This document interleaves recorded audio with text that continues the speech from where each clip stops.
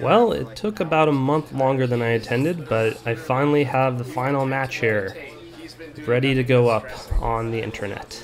So this match is from the San Rafael Regionals, a final match between John on the left and Peter on the right. John playing Kate, and we have Making News, NBN Making News on the right. So we've seen a lot of this Making News deck already. I did not get any games from John on the channel up until this final match. I was just kind of randomly picking games to put on camera, and then based on people that wanted to be on camera. So never got a game with John on. John had some interesting games before this one involving Kraken and Same Old Kraken, which very quickly became a thing at this tournament.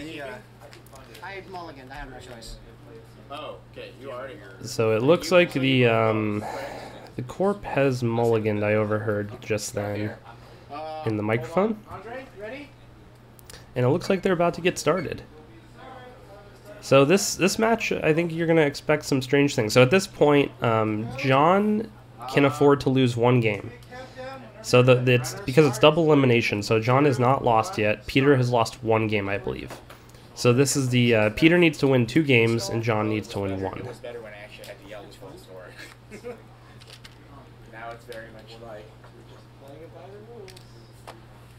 Alright, so we have install, hedge fund install. So he is not worried about HQ in the opening turn here. I am usually worried about a possible account siphon, even against Kate. But it's a little less risky. That's an extremely risky play against a criminal. Against a shaper or even an anarch, you could take that risk sometimes. Because even if they have siphon, it's probably like they're probably not going to be having planned assaults. They're probably going to have 3 siphons, so it's a little bit safer. So he dirty laundries into HQ, and that gives him the credits he needs to go trash that SanSan. Dirty laundry giving him a profit of 3 credits, and here's another dirty laundry. So this is a very strong opening here for the runner, and he steals a breaking news. So yeah, and getting up to 6 credits there at the end of the 6 credits with trashing a SanSan and stealing an agenda. That is a fantastic opening for the runner. And the Corp's not in a horrible position either, just money-wise. The Corp is now up to 10 credits. No ice res yet, but also no breakers out. I'm sure the Corp would have liked to see the runner spend a lot more credits trashing that SanSan. Well, it would be down a lot more than the runner is down currently. But still a pretty good trade-off. So a lot of card draw here from Kate. Might be a prepaid deck. Just putting. So I think he said he's just not going to take a risk here in these final games. He doesn't want to get scorched out. So he puts down the Plasticrete to defend against that meat damage. And I'm fairly certain Peter's deck does not have any meat damage. But he doesn't know that, and he's just playing it safe. But, you know, he got this far in the tournament, so something to take note of. You do not want to get scorched. You can find an interview with John on this channel I posted a few weeks back. And Peter is also featured in a quick interview in the video I did at the very start of these regionals. So you can find those players there to get some more insight.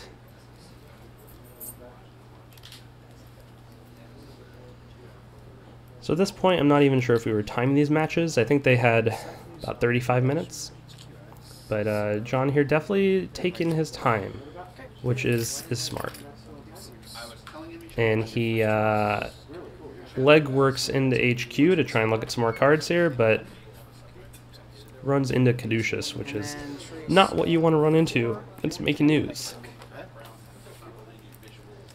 I always like to have a fairy ready to go when I'm in Caduceus, because they're gonna make their money back with the extra credits that Making News gets to trace. So it's a free res, and it's gonna end the run. And it's just very taxing beyond that. Although Kate's base link certainly helps. It's another hedge fund going down, bringing them up to 13 credits. It looks like. I can neither confirm nor deny such allegations. No, it's not me. But he's not seeing a whole lot of ice, it doesn't look like. He'd probably be sending up some remotes, if that were the case, to protect those SanSans. The SanSan is a lot stronger when it has just a little bit of protection. Just something like a Caduceus in front of a SanSan is very strong play. Really hard to deal with that. And he runs into the Draco. Peter really likes that Draco in this deck. I've had many times where I go in to siphon him and he reses the Draco in front of me and boosts it up to strength 6, something like that. Which is very hard to deal with for the rest of the game.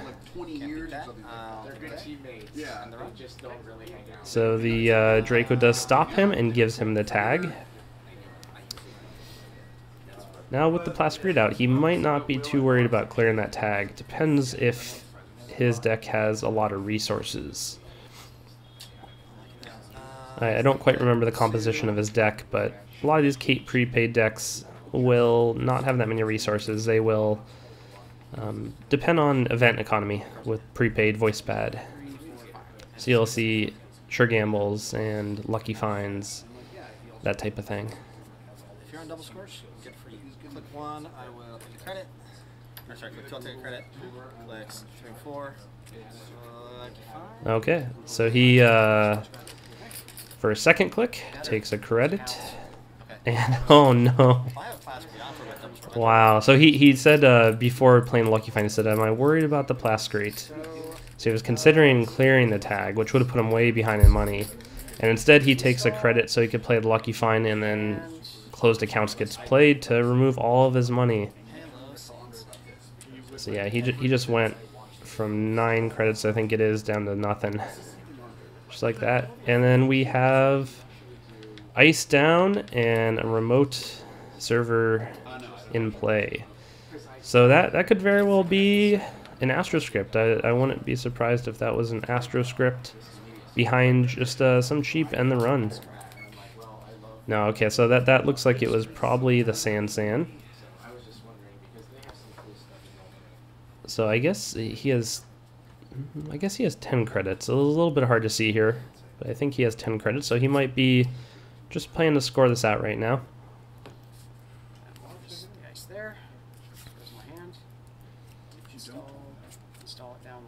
No, so he yeah,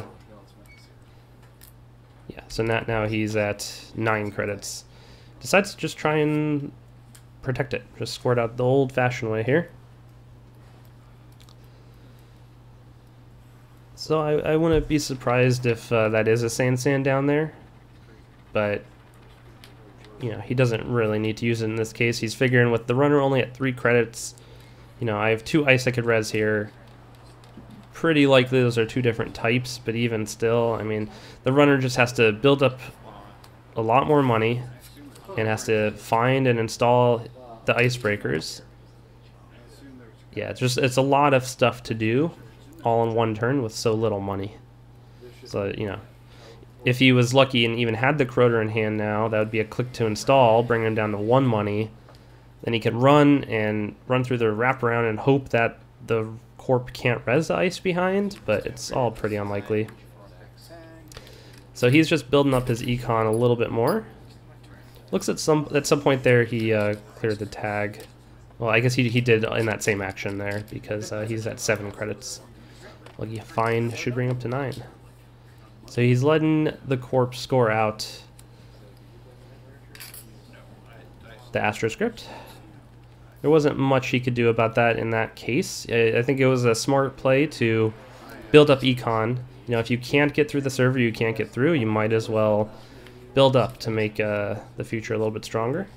Puts down the Data Sucker using Kate's ability to pay nothing. And the same old thing down. So I think he has 1 click left in the turn. Just offloading cards here from the quality time.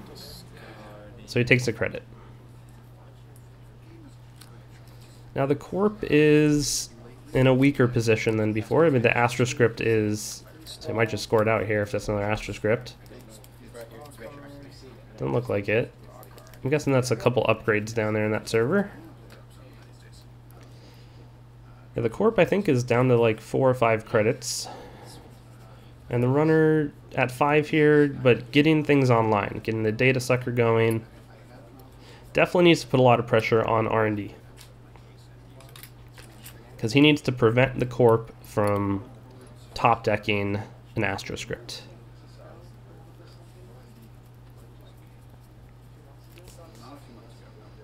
I mean, even any 3-2, taking a Beal would be pretty bad. Because I believe there's a SanSan down in that remote, and if he gets up enough credits, he will start pumping agendas through that.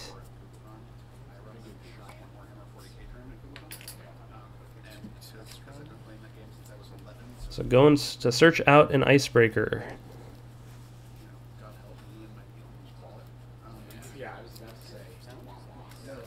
Okay, so he puts the Parasite on Draco, which I believe kills it immediately, because that Draco was not invested in. That was just a... You can pay extra to put power counters on Draco to make it bigger, higher strength. But the Corp neglected to do that. It did not do that, so Parasite kills it instantly. Now that R&D is wide open for the time being. And you see these Parasites in Kate, you do not want that data sucker building up. Ah, okay, interesting. So the remote server has private contracts.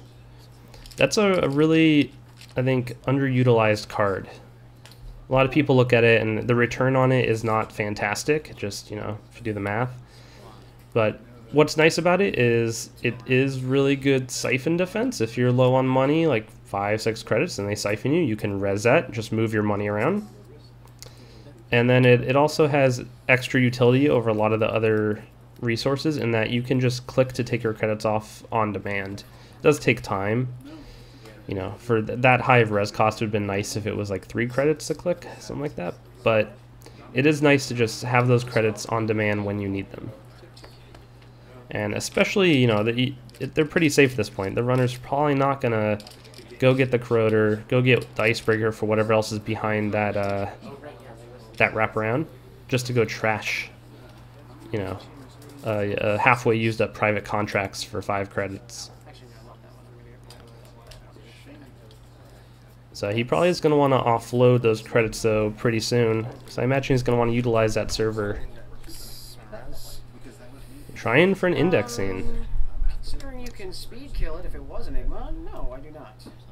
So, and that is a clone chip down. So he has Parasite in the trash, a clone chip, and, you know, 2 data suckers on that run. So there's a pretty good chance that whatever Peter res there may have been able to be killed with that Parasite instantly. So Peter decides not to res.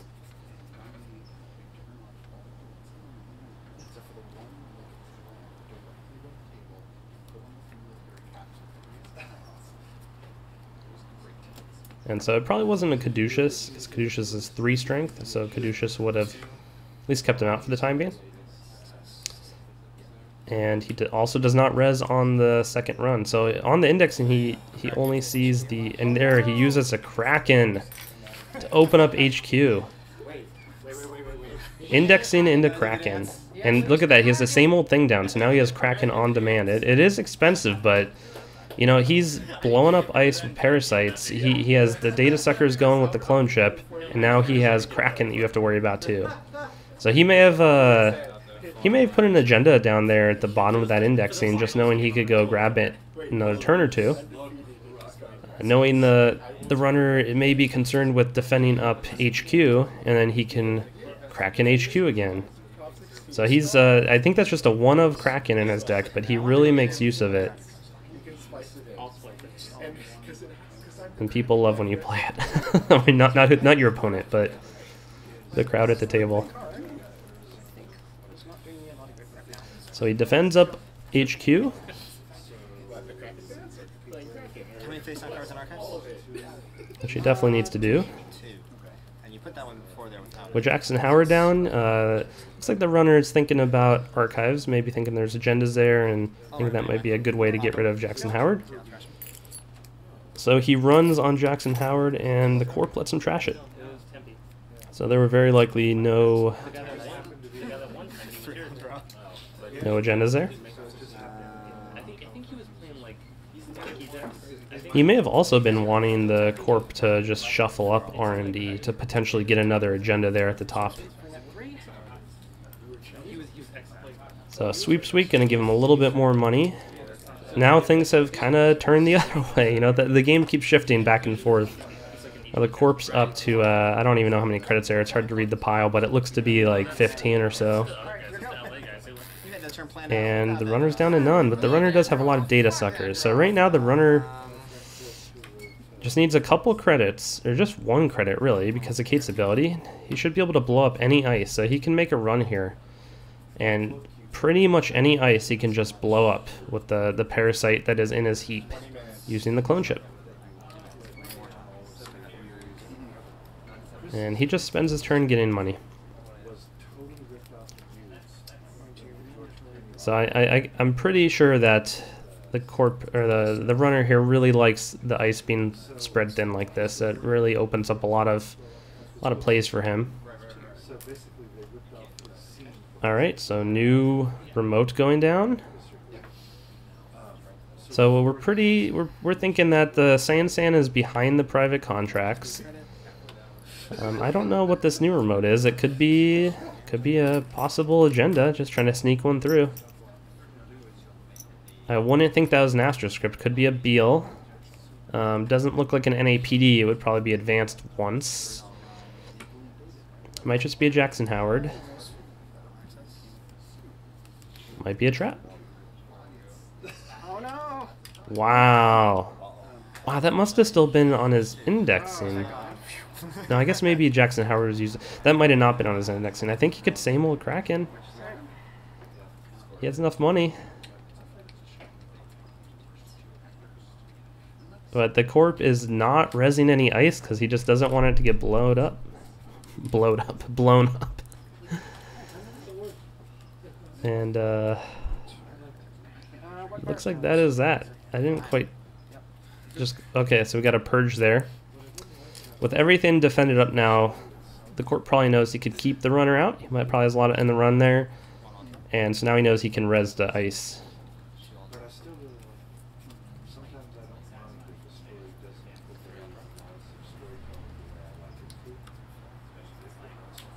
Another clone trip down. I'm curious why he didn't use same old Kraken there in that previous turn. Just to, I mean, there was no resed ice he could really use on it, so that might have explained it. Fast track. Wow, okay, so first click fast track. He resed the SanSan before that. So second click he's going to install his Astro, third click he's going to advance it, and then he's going to use his Astro token to score it out on the SanSan. Overwrite the private contracts. It's amazing that fast track, how much it sped up the already super quick fast advance. Install. Advance once. Astro script. Advance token, and he scores out his second Astro with another Astro token. This puts a lot of pressure on the Corp. Sorry, on the runner. The runner needs to go in and trash that SanSan as soon as possible. Even one turn of it being up is probably unacceptably risky here for the finals.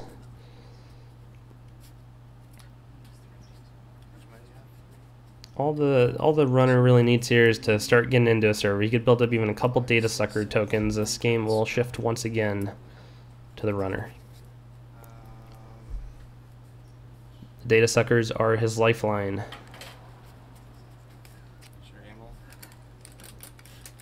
Not seeing any prepaid. I think that was in his deck.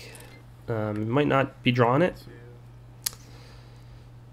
Or, you know, maybe he just doesn't want the tempo hit by playing it out. So he installs a 2-strength Ottman and runs.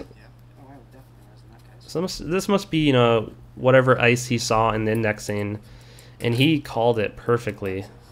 So he knew that the Enigma was there on R&D. He probably saw it in the indexing and then saw the Corp player install something there. So he's got his data suckers back online.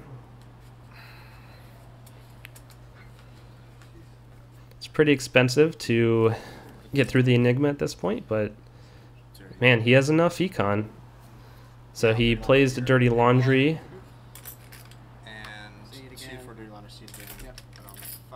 And he sees the same card, but he knows for sure he could get in there, and he's getting his data suckers, and he's building up his econ a little bit while doing it, so that's the right play. So that was the Jackson Howard there in the second remote. Using the Jackson Howard to get some cards. He needs more ice, which he is getting. Because he knows now that if he doesn't stop these data suckers, his ice are just going to get blown up by those clone ship parasites.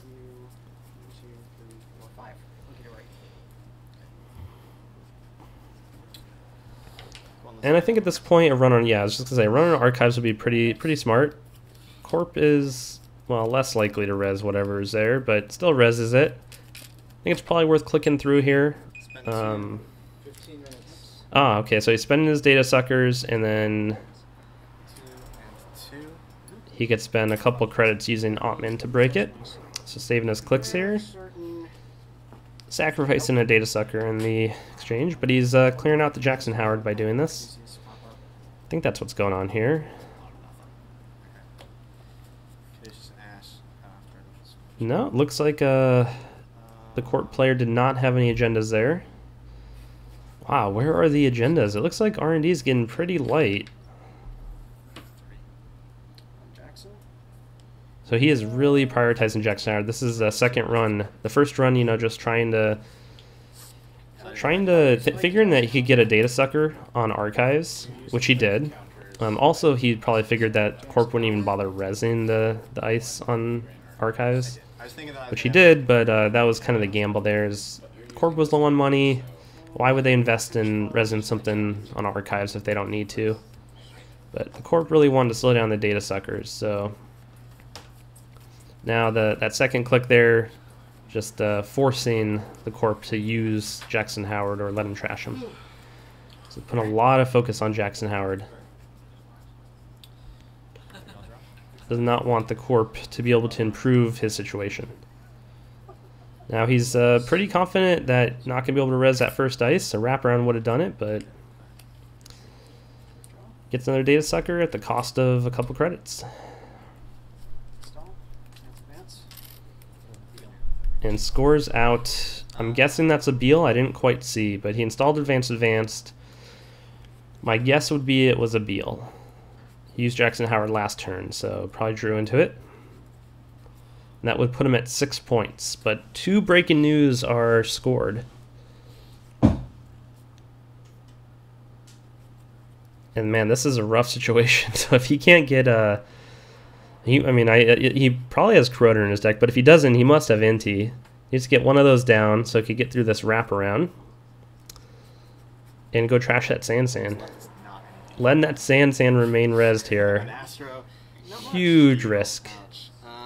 But I guess that is the point. So off screen there, I'm kind of forgetting. He does have a scored Astro, so at this point, that SanSan probably doesn't matter. Because he has an Astro scored, that means he could score out any 3-2 just out of hand without the Astro, without the SanSan. The SanSan means that he could use Fast Track to go grab a 3-2 out of his deck and score it out of hand. So killing the SanSan would probably be a good thing to do, but he doesn't have enough crits to do it, doesn't have the icebreakers. I think R&D pressure here is the right play. Start using your parasites to blast through some of that ice, making it cheaper. The Corp's at 0 credit, so you have at least 1 turn, assuming he doesn't have shipment from SanSan. So I think you run R&D, he's not going to res that first ice, and then you parasite the Enigma.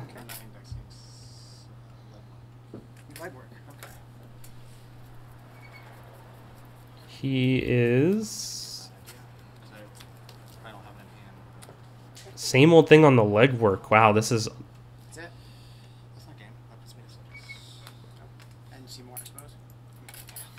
Wow, so that puts him at 6. Okay, so he finds the NAPD there. Wow. Yeah, the Corp needs more credits, but that would have been the win right there for the Corp. If the Corp has 2 credits, install, advance, and then Astro on the SanSan. So he's looking.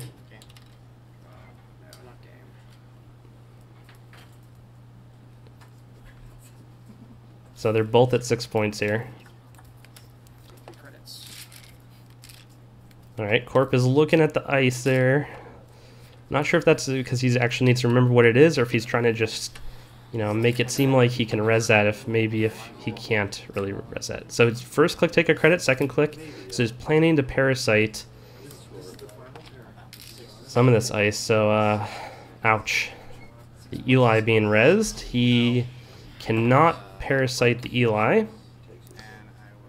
But he does have a couple clicks he could spend. So he spends a couple clicks and then he can parasite. Yep, so that's what he's doing. So he parasites the Enigma. And he looks at a card. And he grabs it. And that was, if he did not get into that server that turn, Corp could have won. Install, take a credit, advance, and Astro token would have been the win. Wow, super close game. Could have easily gone the other way.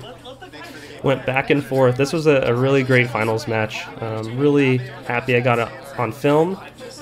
And 2 really fantastic players there. Very high level play. That's very, very good to watch. So that finishes up these regional videos. Thanks for sticking with it. Took me a lot longer than I wanted, and gonna go to a schedule of about 1 or 2 videos a week, probably, of the normal tournaments here in the Bay Area. I got the Games of Berkeley tournament from last month ready to go up soon, and there'll be lots more beyond that. So yeah, I'll just give feedback, what you'd like to see, how you thought these regionals went, what would have made them better in terms of commentary, all that kind of stuff. So thanks for watching.